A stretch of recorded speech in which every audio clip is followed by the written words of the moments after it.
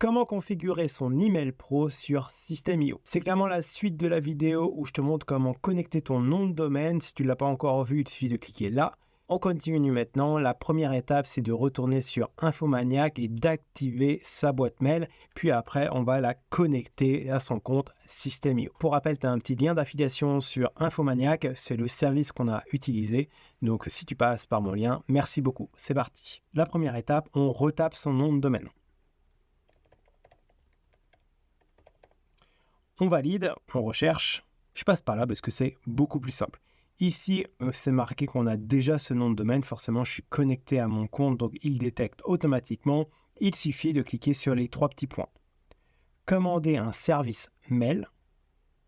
À partir de là, il suffit de cliquer tout en bas, une adresse mail gratuite starter. C'est exactement ce qu'on fait. On veut suivant. Tout ce qu'il nous propose comme option supplémentaire, on refuse forcément. Moi, je n'ai pas besoin de site internet.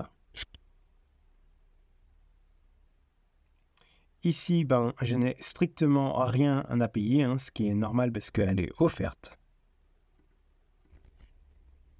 Et du coup, on a activé le service mail sur notre nom de domaine. On retourne dans l'interface et il suffit de scroller jusqu'en bas et on voit que le service mail s'est activé chez nous. On clique dessus. Ici, il suffit juste de cliquer en haut à droite, créer une adresse mail. Donc là, on va faire quelque chose de basique, on va dire. Je vais faire Damien, mon nom de domaine, forcément. Et on clique sur continuer. Là, je consulterai seule l'adresse mail, forcément, continuer. Là, il faut mettre un mot de passe compliqué. Donc, je vais le faire en off, mais voilà, tu as juste à respecter les règles. Une fois que tu as mis ton mot de passe et qu'il est validé, que tout est vert, tu cliques sur continue. Et du coup, après, à toi de voir, soit tu te connectes directement depuis ton navigateur ou inversement, tu décides de connecter à travers Outlook ou peu importe le service que tu utilises sur ton ordinateur ou ton téléphone. Donc là, on va rester simple. On va cliquer sur accéder à mail qui est directement en fait hébergé grâce à ton navigateur. Et du coup, là, tu vas recevoir tous tes emails. À partir de là, on va aller sur System.io. Sur System.io, c'est assez simple. Comme d'habitude, tu cliques en haut à droite sur ta photo de profil, tu cliques sur paramètres et après, tu cliques sur paramètres des emails.